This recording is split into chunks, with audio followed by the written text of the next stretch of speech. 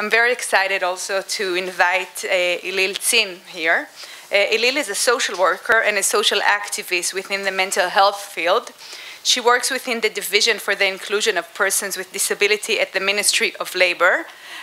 It's also a pleasure for me to say that Eilil, a few years back, was a student of ours within the School of Social Work, so it's all a circle, and I'm very, very happy to see Eilil here.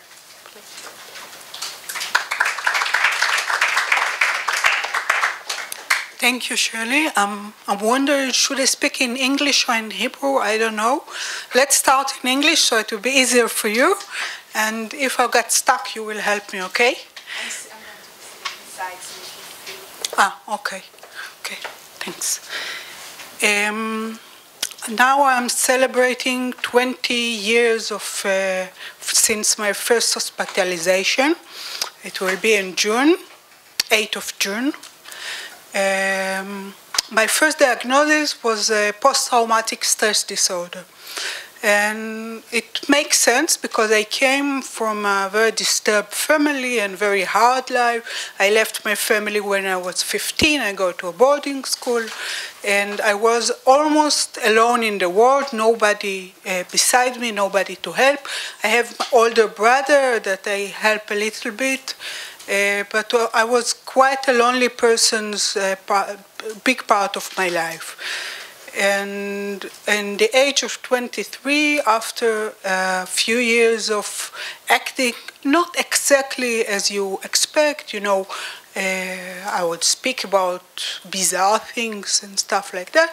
I get for the first time to hospital. It was Talbia here in Jerusalem, still opened. And I've been there and in Eitanim and in Kfar Shaul, all hospitals here in Jerusalem, and I've been in Ichilov in Tel Aviv, in Ramat Chenwell.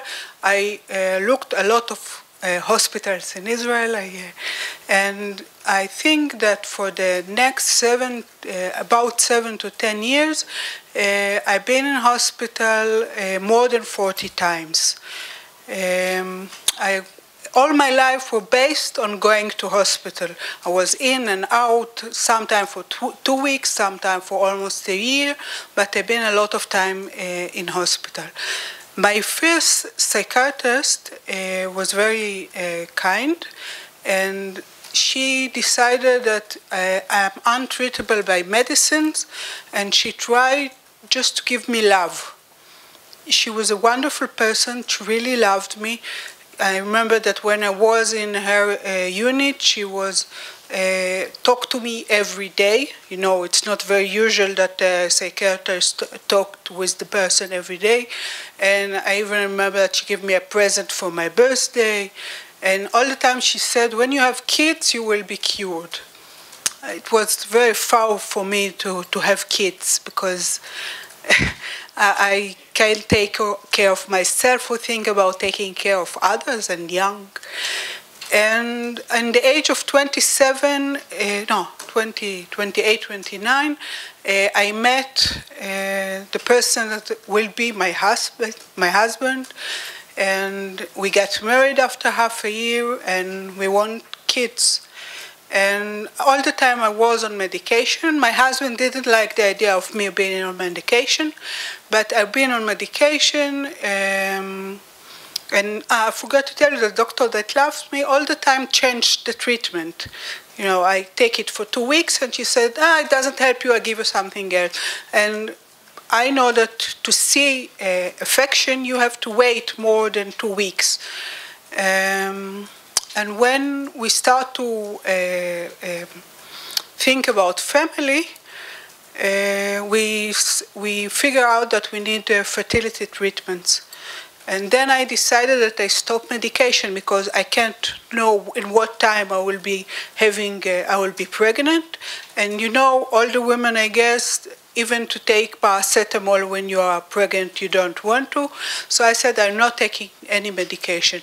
And we've been half a year in treatment, and then you can say 9 months with the twins in my stomach, and I didn't take medications. I forgot to tell you that in the time the diagnosis was changed to schizophrenia and schizoaffective. I remember one nurse in the hospital that tell me, what is your diagnosis? I said, I don't know, maybe you will tell me. And the next day we said, okay, ask your doctor. I said, what she said? Said, you don't want to know. So I have schizophrenia or schizoaffective now. This is the diagnosis. And I've been with my twins, and they born, and around the age of 1 year old of the twins, I saw that it's really hard for me to function as a mother and stay normal. Because to stay normal without medication, you need a lot of force. It's not easy to do it. You need to think differently, you need to eat differently, you need to fight for your sanity. And then I decided that I will find a psychiatrist who will be friendly enough and be my ally in the journey of taking medication, but in the way I want it. And I look here and there, and I find, and I didn't find. But since I get married, it's now 13 years, I didn't go to hospitalization anymore. But I do take medication. I have one relapse in the way, and I think most of it is by mistakes of my psychiatrist. I changed a psychiatrist, and he started to give me two main medication. One is antipsychotic, the other is antipsychotic by injection every 2 weeks. And since then, I really feel great with myself. Never better. I just started my work 1.5 years ago, and I do feel that there is implications of the medication. My memory is not very good. I still have shaking hands, and it's not easy. But my life is really good now with the medications. I feel that I have a relationship with them. They let me live the life that I want.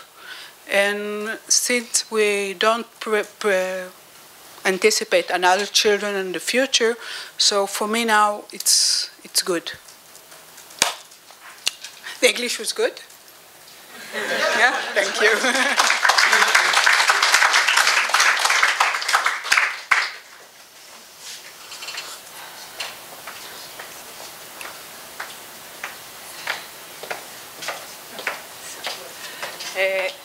Thank you, Eilil. And we have quite plenty of time, and I think things will be arising. I'm just wondering how we do it. We, all three of us here by the mic, playing back and forth? Or, okay, we'll do some dancing. So we do have time for questions. Thank you, Eilil, and stay, both of you. For the folks back at home, whenever a question is asked, I will speak it to the mic because they can't hear you. Eli. Thank you, Susie. My name is Eli Shabir. I'm the father of my firstborn child was diagnosed schizophrenic about 40 years ago, 38 years ago. Now he's 65. And he began by taking the first generation antipsychotics, and then 25 years ago was moved to clozapine, which he uses all the time, and he's already 20 years out of hospital. He is now in rehabilitation.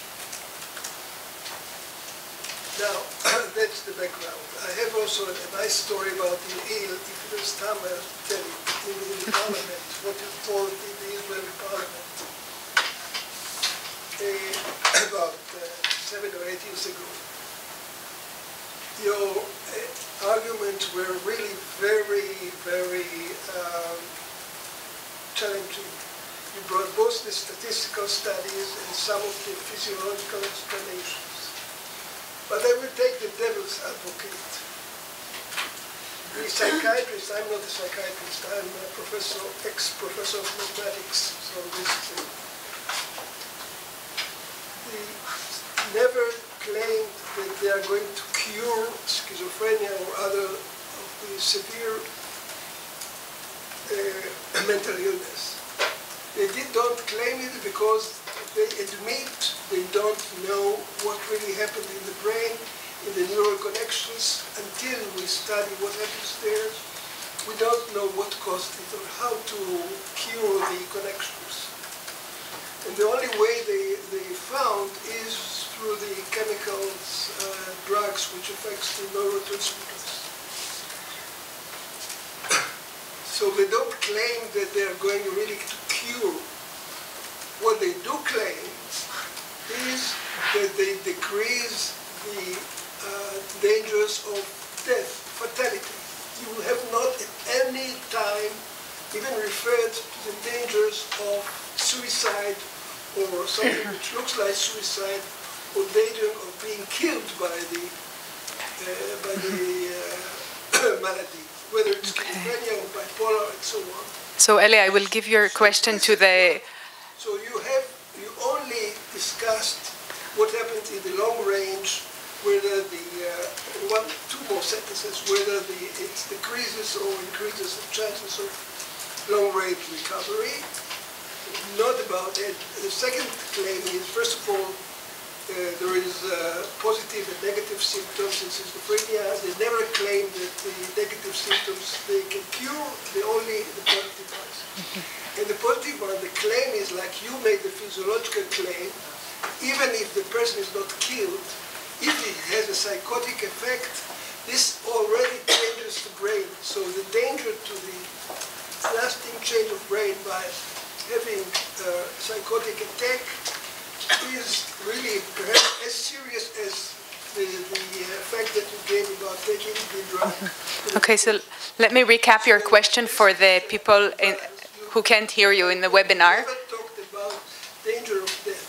Okay, thank you, Eli. I will recap the question for people in the webinar, and this actually came up in the discussion in the webinar. As I hear, there is a lot of live discussion back there. So the question here is what happens in terms of suicide rates, which has not been talked about in the discussion so far. We might be thinking about reducing chronicity, but what are the implications for suicide rates, and also the implications of negative implications of having a psychotic crisis, and can we manage these? Yeah, there's obviously a lot of factors here. Going back to your first statement that they never claimed that they could cure things, that's certainly true within research circles among themselves. But when you start promoting the idea that you're fixing a chemical imbalance in the brain, you're sort of providing a curative story to the public, that you know something. And especially when the atypical antipsychotics came out, the message that was promoted, at least in U.S. newspapers, is that this was pretty close to a cure. That now people can have regular lives. So there was a promotion of the idea we're fixing whatever the problem is. Even though you're absolutely right. Among themselves, they did not say this, okay? The second thing about mortality is an important question. If you look in the United States, for example, our people are dying now 25 years early. Period of serious mental illness. They're dying in their 40s and 50s. And they're dying of things of cardiovascular problems, respiratory problems, etc. And you do have to ask yourself whether drugs that cause, say, some of the atypicals, and clozapine is a drug that does have some, negative metabolic effects, obesity, diabetes, that sort of thing, is that going to decrease mortality or is it going to increase mortality? Normally those things are risk for increased mortality. Now, I happen to have been, I'm not sure if I'm really supposed to say this, but I actually was asked by Lancet to review a very well-known study on whether or not antipsychotics reduce mortality risks over 11-year record. I think it was over 11 years. And what you saw in this study was they said they had this baseline of older patients who were not taking antipsychotics, and they had a certain mortality rate, right? And then they looked at mortality rates by medication exposure, and the people who had taken medications during that time had a lower mortality rate than the supposed non-exposed group, okay? But and that was the message went out. Antipsychotics reduce mortality rates, that study. And it actually came in response to all the worry about the 25 years. But you know and then when I asked, I said, what you want to do is also look about the length of exposure to antipsychotics over that time. And the group that had the lowest mortality rate in that big Finnish study was the group that had been on antipsychotics less than 6 months. So that's different than saying antipsychotics reduce mortality rates. So, Suicide. okay, now suicide. So, you know the name David Healy by any chance? Do you know the name David Healy by any chance? David Healy is a famous researcher out of the UK. So he looked at suicide rates in the era before the arrival of antipsychotics. And what he found was there was a high death rate in asylums due to tuberculosis and stuff. So people would come into asylums in the 1910s and 1920s, and there was a lot of death from mortality.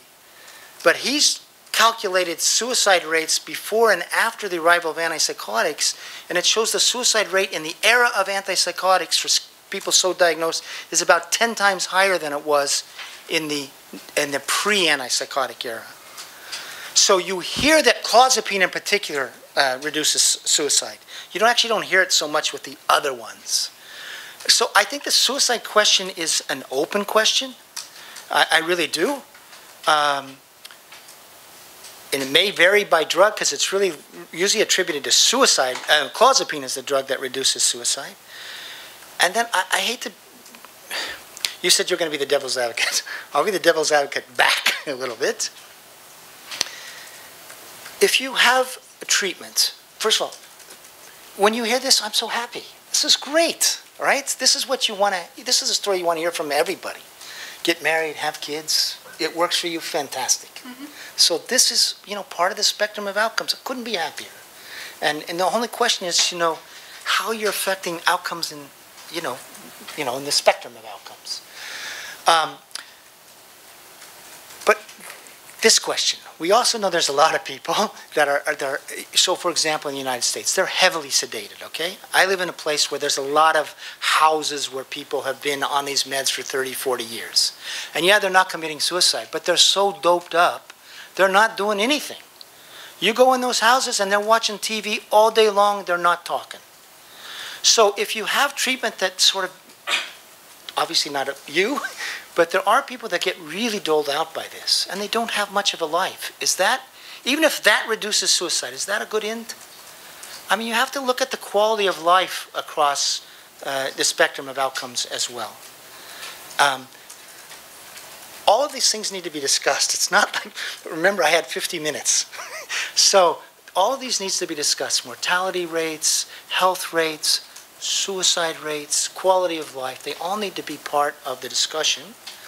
And then the discussion also has to be, again, what I'm bringing you is the spectrum of outcomes, right?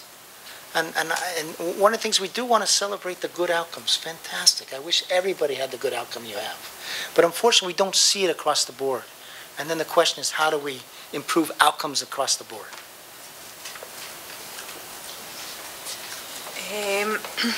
Eilil, we have a question from back home, and I'll take more questions here. Esther is asking, what helped you avoid relapse when we stopped taking medication, and what helped you in this? First of all, I have a reason to stay well. I have a mission. I want kids. I want family. I want to stay as well as possible because it was worth it. So I work a few hours a day. Now I'm getting up by 4 in the morning and going back to bed after, you know how it is with kids. And I really fight for it. It was important for me.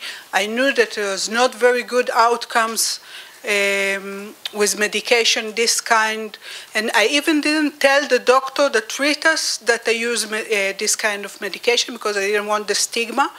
It was and after my boys were 1 year, and it took too much energy. I have energy to take care of them, and I don't know if somebody here have twins, but it's more than twice the energy that you need.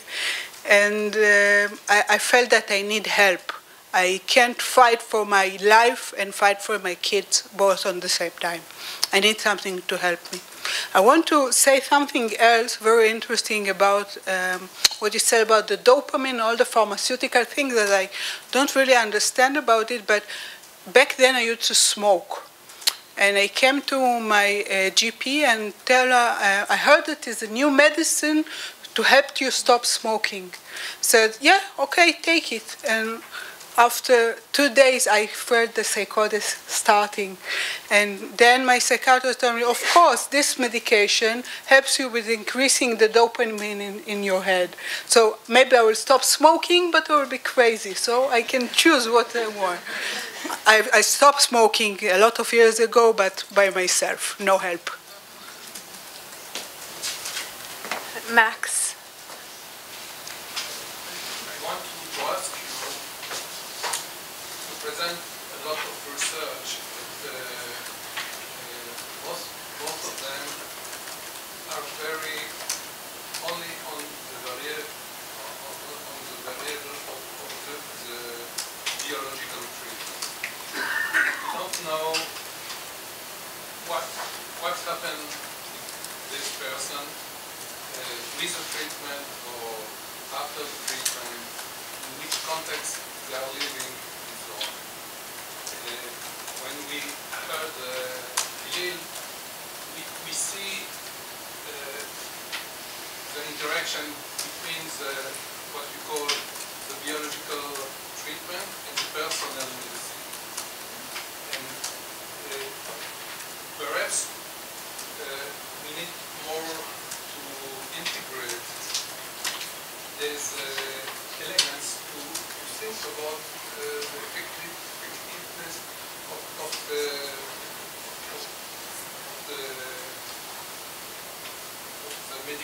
medication. Because as a professional, I see a lot of people who receive medication. They get better, but they don't know what to do with this. They don't have the opportunity to do something with being better. So there is an interaction here, and most of the research don't show this interaction. Thank you, Max. So Max is asking, and I think this question relates to both of you, probably.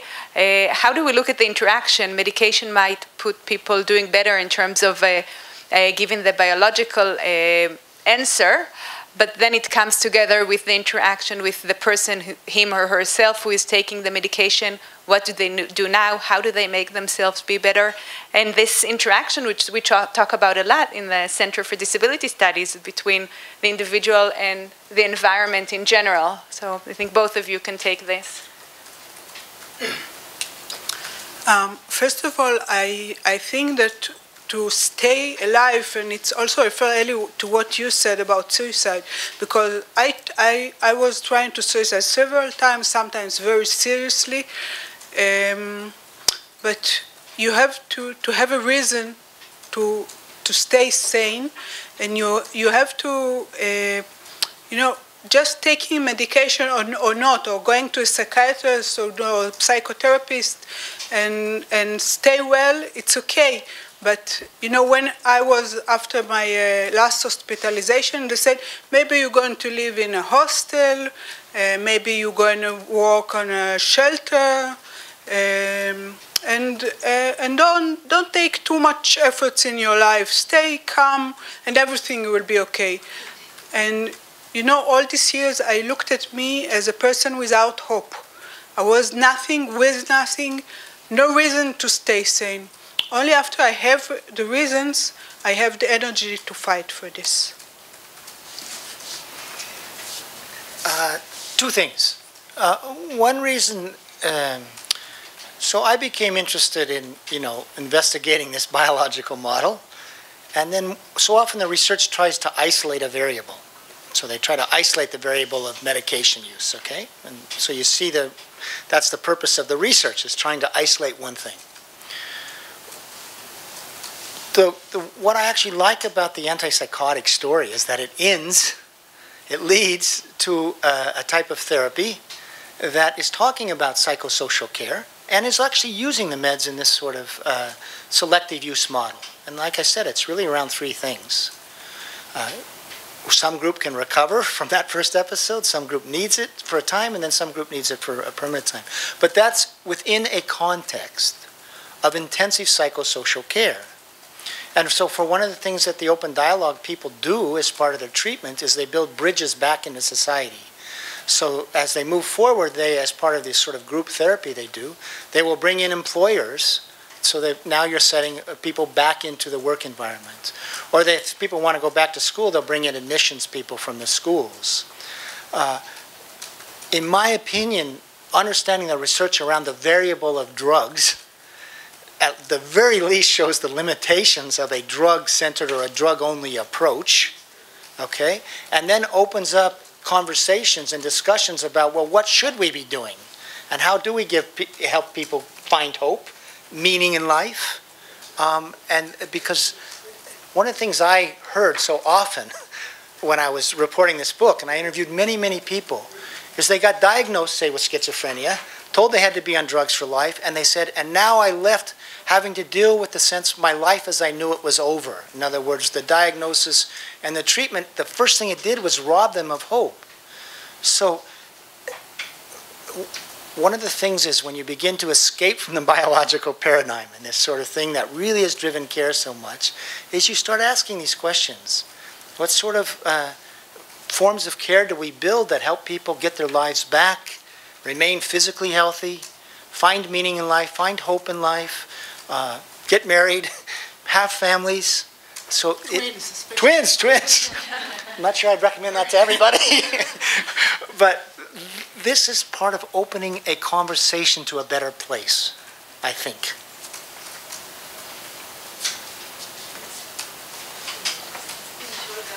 I want to ask about the book, Robert and Healy. So a couple of questions. One is, in terms of the timeline, can you say a little bit more about how long does it take until the medication has an effect on the brain, in the sense you were talking about? 1 second. How long does it take for the medication to have its effect on the brain? I was wondering if you feel there's another strong explanation for the WHO's findings besides medication, like cultural or other ideas. And I don't know, first of all, thank you, and thank you to both of you. And I don't know if you want to say a little bit more from your experience of what it feels like to be without and with medication, how you see this research. Okay.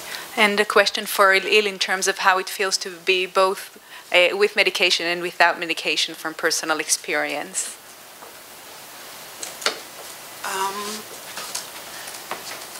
Let's say that now when I'm feeling well, this is not much a difference between here and there. There is the side effects. People that remember me for a few years ago, I was 50 kilograms more than I now. And yeah, I have the start of diabetes, and I think a lot of what you said is true. Because if I will go on in this way, I'll probably be a very sick individual physically, I don't know, mentally. The life without medication is not easy life, and the life with medication is not easy life. It's different parameters, but let's say now it's easier for me to go on with medication. One of the drugs I'm taking is a very old drug. It's not one of the new now, and I think there's a little difference between the old and new medications. And I went to my psychiatrist and I asked him, how do you know that this will help me? He said, nothing new will help you, and you need to take something from the old family. And I take another thing that is the new one, and all the time I try to take less and less because it's very hard for me to get up in the morning.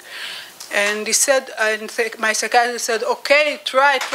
And all the time that I tried, I start to hear voices again, so it doesn't worth it. So it's hard to wake up, but everybody, I guess. The first part of your question was how fast does this sort of happen? Well, the best example related to the antipsychotics is related to tardive dyskinesia. You all know what tardive dyskinesia is? You see people having permanent sort of involuntary movements. So the change in receptor densities actually happens right away.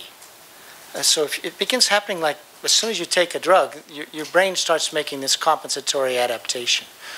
But what seems to happen is some people they continue to function okay? But others, it seems like the neurotransmitter systems begin to become impaired in their functioning after time. And the best model for this is tardive dyskinesia, because the other thing we're talking about, psychosis, is sometimes called tardive psychosis, in the same way they called it tardive dysphoria. It comes on later. So tardive dyskinesia in the United States was occurring at about the rate of 5% per year. So after 1 year, 5% of people began to show signs of tardive dyskinesia. And tardive dyskinesia is seen as a permanent impairment of the basal ganglia, which is a dopaminergic-driven center of the brain.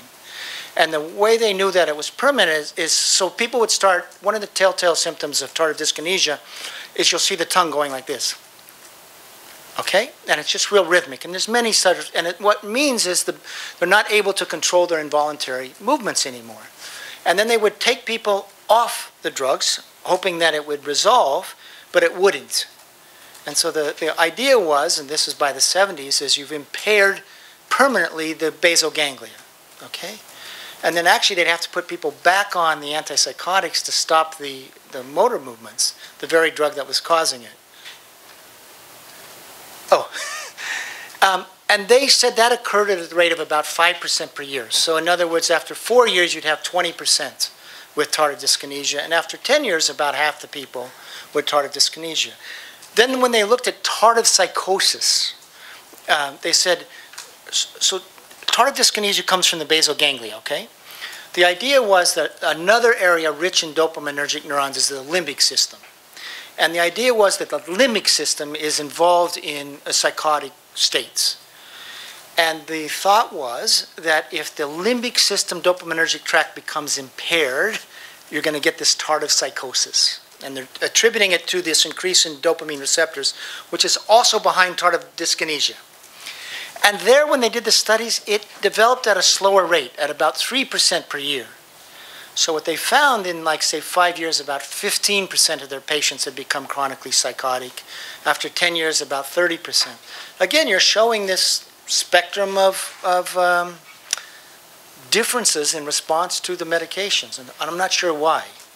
But it's sort of progressive, if that makes sense.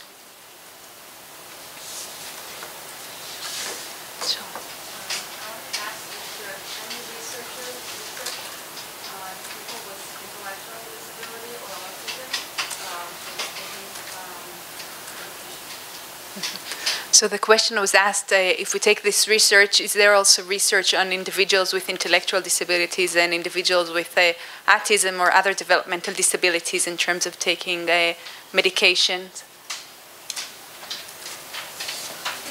The prescribing of antipsychotics to autistic people, people so diagnosed, before the atypicals, it was done somewhat to just manage people, to make them move about less and maybe hopefully keep them from, in the old days of severe autism, of sort of biting themselves, that sort of thing.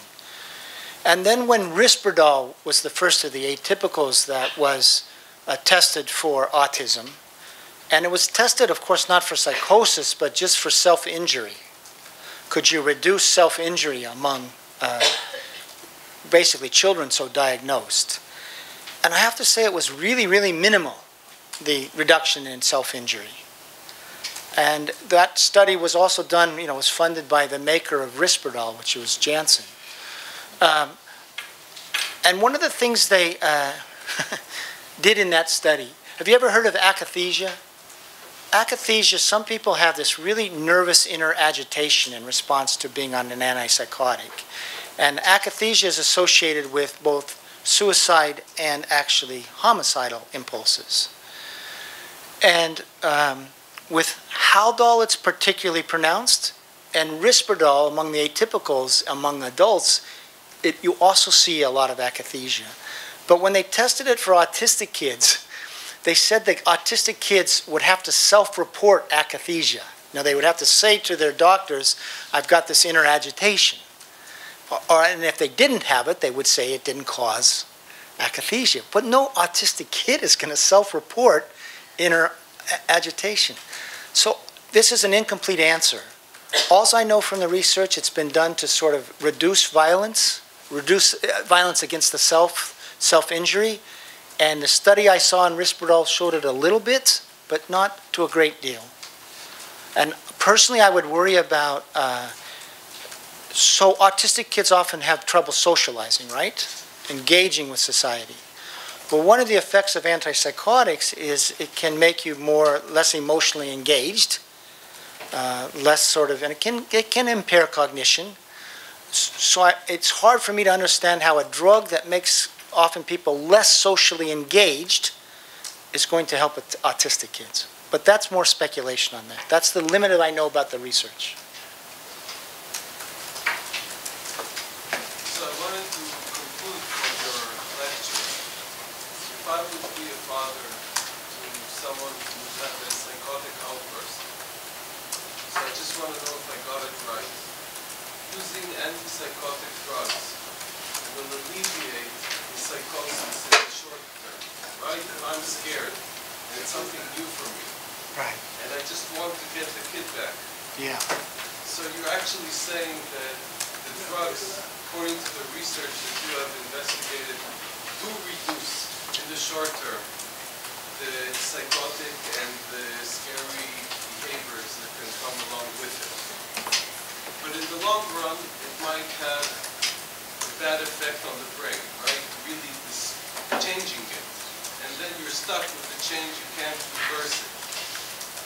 So what should I do? Should I try it, and then stop it, and then try it again? I mean, I'm thinking now not on the patient himself, but also about on his family and the people who are supposed to take care of it. Well, we might have... Can you recap the question before? Yeah. So he's asking a really good question. Your parents, you see the child has a psychotic break or symptoms, what do you do? That's really what you're asking.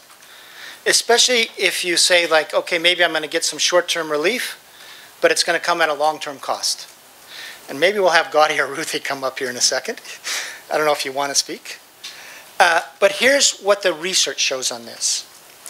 We actually don't have studies in 2017 of first episode psychosis on the effectiveness even over the short term.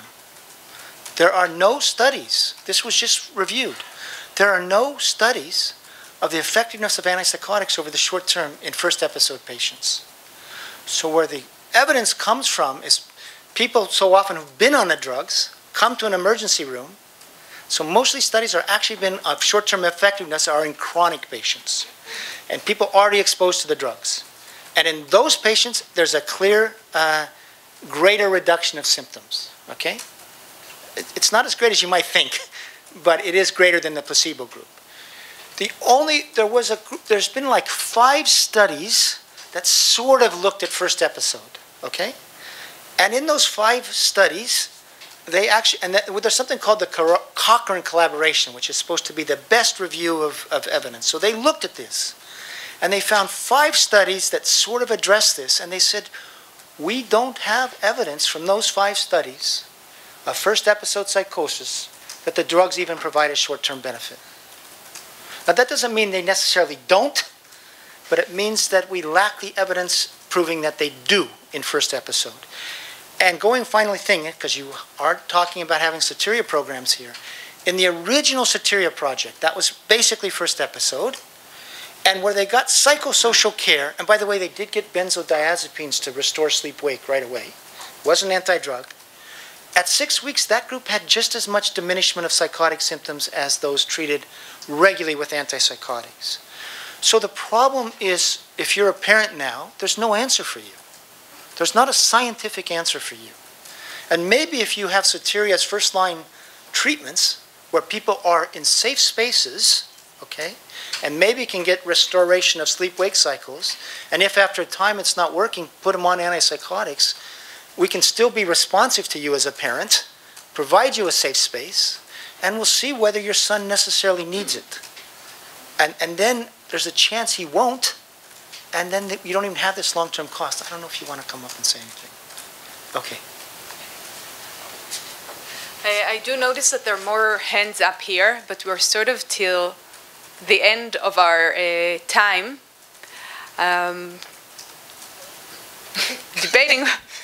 I see very, maybe we can stay here around a bit more if people have questions. Is that okay for both of you? Okay. So we'll take questions down here because we're over our time. So anyone who has questions will stay here mingling for a few minutes and you can come up. And I take this opportunity to thank all the people who've made this happen and all the people who have come here from near. Eilil actually lives pretty far from Jerusalem, but it's actually nearer than where you came from. I hope so. So thank you everybody for coming and joining us. I really enjoyed your talk. Thank It's you. really fantastic. Thank you. It's really great. I hope you didn't feel, I always hope that nobody feels personally